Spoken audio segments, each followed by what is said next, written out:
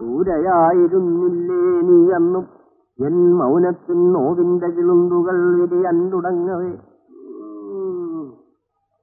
ശരി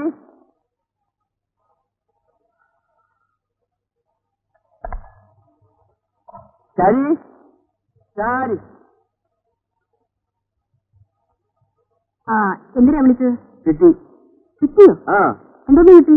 ഞാൻ ഇന്നലെ പറഞ്ഞില്ലേ അവസാനത്തെ വരെ കിട്ടിയില്ലെന്ന്. അത് കിട്ടി. കേക്കണം.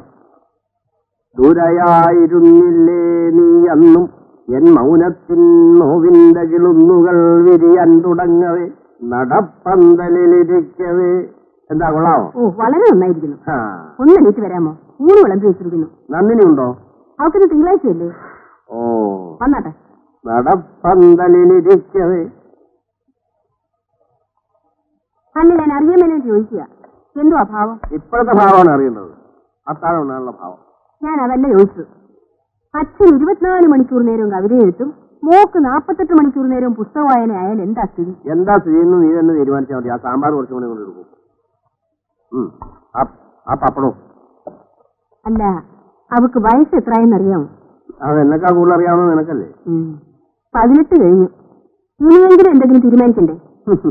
എന്ത് തീരുമാനിക്കാൻ? അവൾക്ക് വയസ്സ് 18 ആയുള്ളൂ. അവൾ വല്ല 4 അക്ഷരം കൂടുതൽ പഠിച്ചുകൊണ്ട് വല്ല തകരാറുണ്ടോ? പഠിപ്പിച്ച് കളക്ടറാക്കാനാണോ ഭാവം? അവർക്ക് ആയാലെന്താടി? ഇപ്പൊ പെണ്ണുങ്ങൾക്ക് എന്താ ആവാൻ പാടില്ലാത്തത്? അച്ഛന്റെ ഈ വാത്സല്യം കാരണമേ മോ കൈ വാർക്കാൻ പോലും അറിയില്ല.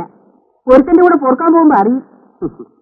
അവക്ക് അരി വാർക്കാൻ അറിയാൻ മേലെങ്കിലേ അരി വാർക്കാൻ അറിയാവുന്ന 1000 വേലക്കാരെ കിട്ടും കാശ് കൊടുത്താൽ. നീ വെറുതെ എന്റെ മോളെ അങ്ങ് അപകീർത്തിപ്പെടുത്താതെ എന്റെ ശാരി.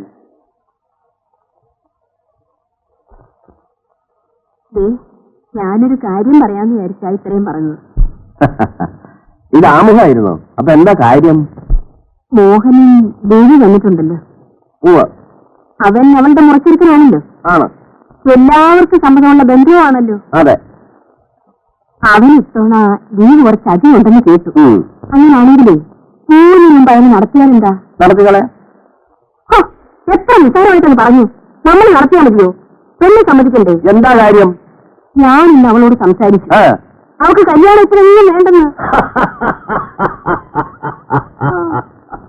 എന്റെ ശാരി, നീ ഇത് കേട്ടങ്ങ് പരിഭവിച്ചാലോ? ലോകത്തിലെല്ലാ പെൺപിള്ളേരും പറയുന്ന വാചകം അവളും പറഞ്ഞേ ഉള്ളൂ. അതെ, എന്റെ അമ്മാവൻ വിവാഹാലോചനയുമായി നിന്റെ വീട്ടിൽ വന്നപ്പോ അന്ന് നീ പറഞ്ഞതും ഇതേ വാചകം തന്നെയാ. എന്നിട്ട് നിശ്ചയ സമയത്ത് നമ്മുടെ വിവാഹം നടന്നില്ലേ? നന്ദിനി ചേച്ചി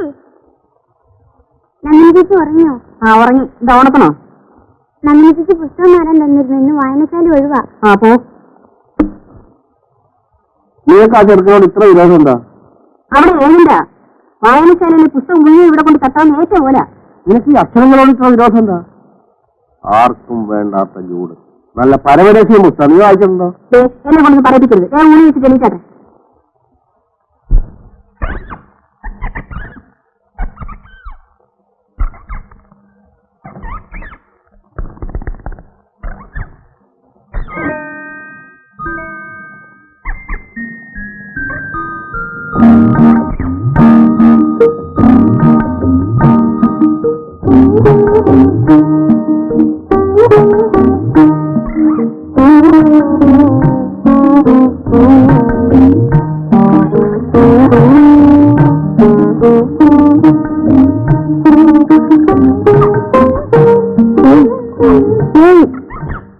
ഇന്നലെ രാത്രി നിനക്ക് ചോറ് കിട്ടില്ലേ കുഞ്ഞിന്?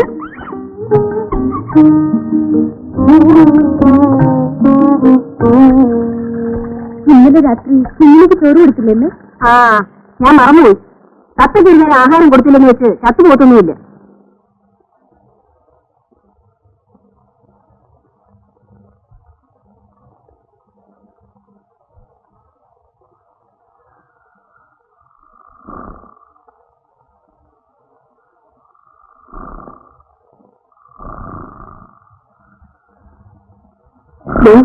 ഒന്ന് നോക്കി.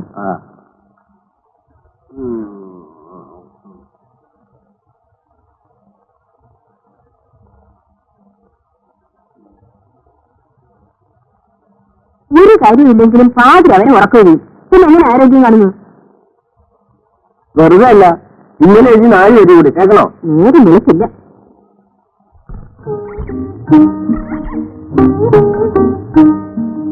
ഇന്നലെ രാത്രി എനിക്ക് വിഷമിക്കുന്നു. ഞാൻ കുറച്ച് നേരത്തെ ഉറങ്ങിപ്പോയി. രാവിലെ അമ്മയ്ക്ക് ദേഷ്യം കിട്ടിയിരുന്നു. ഇനി നന്ദിനി കുട്ടി കുളിക്കാൻ പോട്ടെ.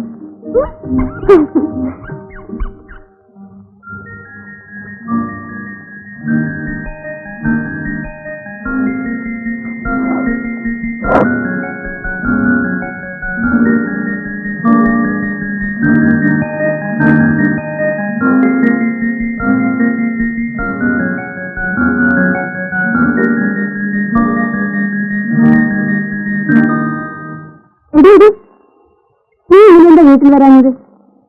വീട്ടിൽ ഞാനും കേട്ടിൽ എന്തുമാത്രം കാത്തിരുന്നെന്നറിയാമോ? ഇന്നലെ അച്ഛൻ ഒരുപാട് പാർട്ടി എഴുതി കൊടുക്കേണ്ടി വന്നു. സമയം കിട്ടിയില്ല.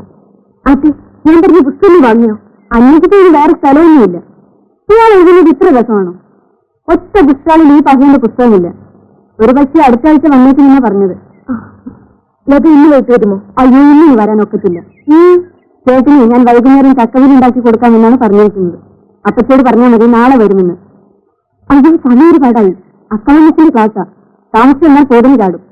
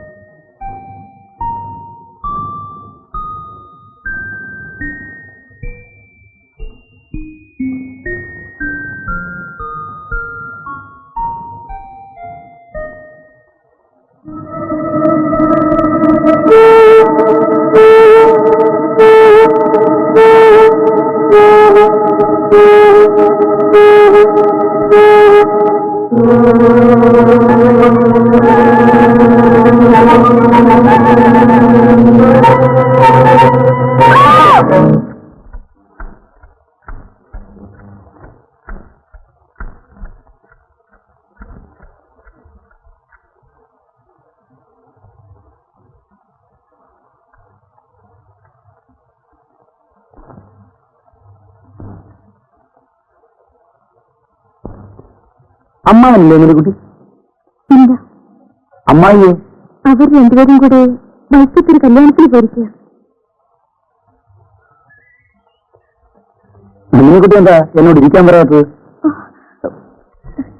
ഇരിക്കോ? ഇവിടെ ശരി.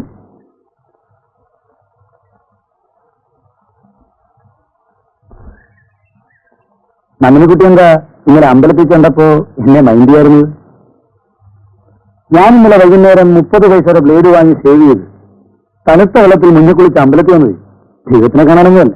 അല്ലെങ്കിലും പുള്ളിക്കാരനിൽ പണ്ടേ എനിക്ക് വലിയ വിശ്വാസമൊന്നുമില്ല. നന്ദിനിക്കുട്ടിയെ ഒറ്റയ്ക്ക് കണ്ട് സംസാരിക്കാനല്ലെന്ന് കരുതിയാണ്. നന്ദിനിക്കുട്ടി ലേശം പോലും മൈൻഡ് ചെയ്യാതെ പോയപ്പോൾ വാസ്തവത്തിൽ എനിക്ക് വിഷമം തോന്നി കേട്ടോ. ഞാൻ അടുക്കളയിലേക്ക് പോവാ.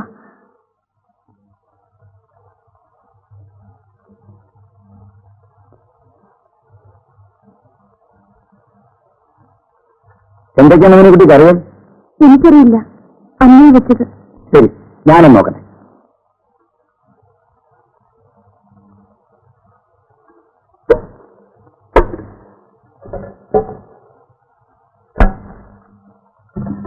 ഇന്ന് അവിയൽ വെച്ചില്ലേ?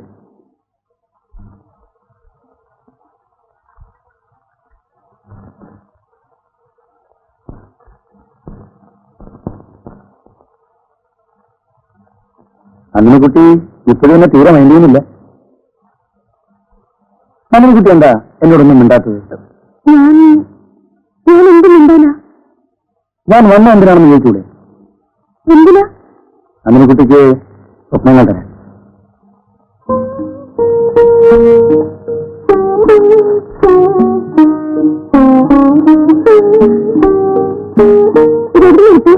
പുസ്തകക്കടന്ന് ഇതിന്റെ വില ഞാൻ തരാം. ഇതിനേക്കാൾ 10 പൈസയെങ്കിലും കൂട്ടിത്തരണം, എങ്കിലല്ലേ ലാഭമുള്ളൂ. നന്ദിനിക്കുട്ടിക്ക് ഈ പുസ്തകം ആവശ്യമുണ്ടെന്നറിയാം, അതുകൊണ്ട് വാങ്ങി. നന്ദിനിക്കുട്ടിക്ക് എന്താവശ്യമുണ്ടോ അതെല്ലാം നേടിത്തരിക എന്നുള്ളതാണ് എന്റെ ഏറ്റവും വലിയ സന്തോഷം. ഇതെന്നല്ല എന്ത്. നന്ദിനിക്കുട്ടി അച്ഛൻ വന്നു. ആ, താനെപ്പോ വന്നു? അമ്പലത്തിൽ വന്നതാ. അപ്പൊ കരുതി ഇങ്ങോട്ടൊന്ന് കയറാമെന്ന്. മോഹൻ ഇരിക്കും, ഞാൻ ഇപ്പൊ വരാം. ഞങ്ങള് ഒരു കല്യാണം കഴിഞ്ഞിട്ട് വരിക. നന്ദിനിക്കുട്ടി പറഞ്ഞു. ആ നന്ദിനിക്കുട്ടി, ഇന്നാ ഇത് ജാതി ചെയ്യ, ഒന്ന് വെള്ളത്തിട്ട് വെക്ക്. നാളെ അടുക്കളയിൽ പടിഞ്ഞാറ് വെച്ച് നടാം.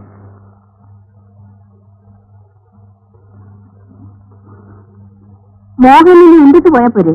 വേണ്ടമ്മായി, ഞാൻ അടുക്കളയൊക്കെ കയറി നോക്കി. ഇന്ന് അവിയലില്ല. അവിയലില്ല ഉണ്ണാൻ എനിക്ക് വിഷമോ. ആ അത് പറഞ്ഞപ്പോഴാണ് ഓർത്തത്. ഇന്നത്തെ കല്യാണ സദ്യക്ക് വിളമ്പിയ അവിയല് ബഹു വിശേഷമായിരുന്നു. ആ ചോറിന് മാത്രം സ്വല്പം വേവ് കുറവായിരുന്നു. അല്ലേടി? അതാ അതിന്റെ പാകം.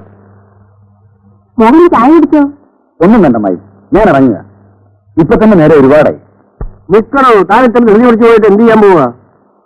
തന്റെ ലീവ് എന്ന് വരെയുണ്ട്? 2 മാസത്തോളം ഉണ്ട്. പിന്നെ കവിത വായിക്കാറുണ്ടോ? ഉണ്ട്. അമ്മാവൻ എഴുതിയ 3 കവിതാസമാഹാരങ്ങളും ഞാൻ വായിച്ചു കൊടുത്തു. വലിയ വിലയാണ് അമ്മാവ ഇതെല്ലാം വാങ്ങിക്കാൻ. 4ാമതൊരെണ്ണം ഞാൻ എഴുതിക്കൊണ്ടിരിക്കുക. അതിൽ ഓർമ്മയുള്ളത് ചൊല്ലിക്കേൾപ്പിക്കാം. കാലം കാലടി വച്ചു വേഗമകലും നേരത്തും ഈ രഥ്യതൻ ഓരത്തോപനമോഹകന്യകളുമായി മേളിച്ചുമേവുന്നു ഞാൻ.